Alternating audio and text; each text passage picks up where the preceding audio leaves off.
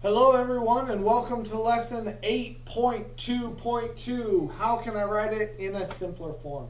Today we're going to focus on the laws of exponents. We kind of got introduced to the first one on Monday in lesson 8.2.1, and today we're going to talk about the second and the third laws of exponents. So here we go. We're going to start off with what we learned in that first lesson. Rewrite each expression in a simpler form. I'm not going to do this problem for you. You have to look back and know how to answer this. All you need to do is tell me how many are there. Okay, rewrite the base, add the exponents. Go ahead and pause to complete this problem.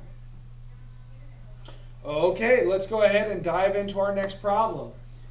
From 8-60, Aaron wants to rewrite the expression 5 squared x squared times 5/4 x3 in a simpler form. She started by expanding the expression like this. Do you agree with her work? Well, tell me, when we are looking here, is there a plus sign anywhere in there? Because I see that Aaron put a whole bunch of plus signs in there. Are there plus signs in here? No. No, there aren't. So you need to say, no, I do not agree with her work because. No, I do not agree with her work because.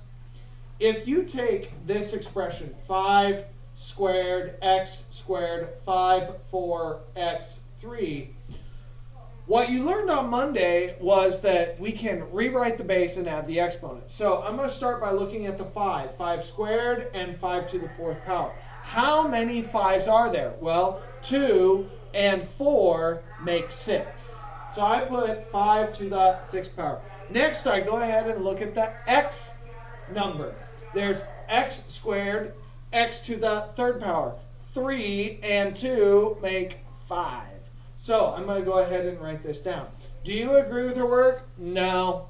She started adding the numbers, but in reality, in our mind, we are supposed to add the exponents. Okay? All right, let's dive to the next problem. I want you to notice 8-61. You are going to complete this chart. I want you to notice that parentheses mean groups of. Okay, so when I look at this 5 says 5 groups of 5, 5. Notice 1, 2, 3, 4, 5 groups of 5 squared. That gives me a total of 5 to the 10 power. What I would like you to do is go ahead and complete this table. Pause the video now. All right, welcome back. Now, so far, you have completed this table, and you may have noticed a pattern. You may have noticed the connection between this exponent and these exponents. Now, remember, when we're talking about groups, your mind should be thinking multiplication. Because if I said I have 7 groups of 4 students, that should tell you that I have 28 students in my class. So when I look at these exponents and I say I have 5 groups of 2 5s, notice 2, 2, 2, 2, 2 gives me a total of 10. Now, the rule that we are learning through this table, exponents in the simplified form. Sorry, I had to deal with an interruption. Exponents in the simplified form are the product. Okay, let's go ahead and write the word product. You might say, Mr. McCoy, where do I write this? Anywhere. Okay, my bad on the notebook. I didn't give you much room for this. But exponents in the simplified form, right here, this 10 is the product of the exponent inside the parentheses and the exponent outside the parentheses. That's a very wordy way of saying when you've got parentheses, you're supposed to multiply the exponents. Okay? Now, for problem 8-61b, it would fit right on top of 8-62. There's a little bit of space right up there. Now, what I need to do is visualize what 20 to the 8 to the third power would look like. Well, this has three groups of 20 to the 8th power. 20 to the 8th power, 20 to the 8th power, 20 to the 8th power. Shall we go ahead and write it out? 20, 20, 20, 20, 20, 20, 20, 20. I don't want to write it out. But can you tell me how many 20s there are? Well, we can do this two ways. We can either say that 3 times 8 is 24, or we could say 8 plus 8 plus 8 is 24. We need to recognize that there are two ways to solve this, multiplication or repeated addition. And that leads us right into 8-62, because one of the warm-up problems for today was this problem. This is 59B. 59B, when you look at this and you say, oh, just like on Monday, how do I do this? Well, how many 20s are there? Well, 3 plus 8 is 11.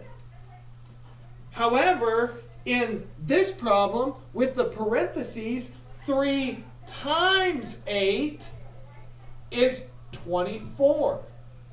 I want you to notice 3 and 8 are used in both. But notice how different our answers are, because adding two numbers and multiplying two numbers are two completely different answers, except 2. Now, how are they different? Well, the 20 to the 8th power to the 3rd power has parentheses. And it results in 20 to the 24. Whereas 20 to the 3rd times 20 to the 8th, that simplifies to 20 to the 11th. You need to go ahead and write a response to that problem now. All right, let's go ahead and move on to 63. Heidi is trying to rewrite the two expressions below. 2x to the 3rd power. Okay, that has parentheses, and that tells me that there are three groups of 2x. 2x, 2x, and 2x. Okay? The parentheses tell me groups. Okay? Now, 2x to the 3rd power. Well, that 2 has an exponent of 1. That x has an exponent of 3. That tells me 2x, x, x. Okay? Notice I've expanded both of them. This was lesson 821. This is the lesson that we just learned now, 822. Okay? Two different lessons. So I want you to answer A, B, and C. Answer A, B, and C. You have everything that you need to solve A, B, and C. Pause the video now. All right, welcome back. We're going to go ahead and dive into 8-64. AJ was trying to simplify the exponent expression 5 to the 7th, 5 to the 3rd. So I'm going to go ahead and start off by writing a fraction bar. How many 5s are in the numerator? I see the number 7, so that tells me 1, 2, 3, 4, 5, 6, 7. Okay? How many 5s are in the denominator? Well, I only see 3. 1, 2, 3. Once AJ saw the factors, what we see on the board, he recognized a giant 1 in his work. Remember, the giant 1, when dealing with fractions or proportions or simplifying, is simply saying, what is 5 divided by 5? A giant 1. 5 divided by 5, giant 1. 5 divided by 5, giant 1. Now I want you to notice how many 5s are left. 5 times 5 times 5 times 5. Mr. McCoy, why are you writing it out like that? Why don't you use exponents? Oh. So this was all problem letter A. Problem letter B is asking, what's the relationship here? What happened? Well, I noticed that the 3 5s canceled out with 3 5s on the top. That resulted in 4 being left. Oh, that's like subtraction, isn't it? I could say 7 take away 3 is going to be 4.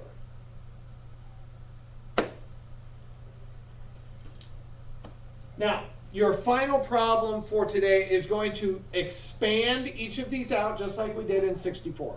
You're going to expand them out, find the giant ones, zip, zip, zip, zip, zip. Tell me how many are left. Now, there are 2 laws that you needed to learn today. 2 laws that you needed to learn today. Okay? The first law, when you have a number with an exponent to an exponent, you could expand that out. 1, 2, 3. Oh, I'm so lazy. I don't even want to do that 6 times.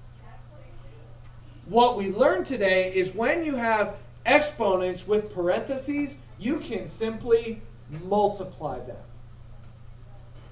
On Monday, you learned x to the 5th times x to the 6th. You were supposed to add them, x to the 11th. The last thing that you learned today is if you have exponents with division, you can subtract them. 6 take away 5 is 1. These are the laws of exponents that we are going to continue to use throughout the rest of this chapter. Thanks for coming today. We'll see you again tomorrow.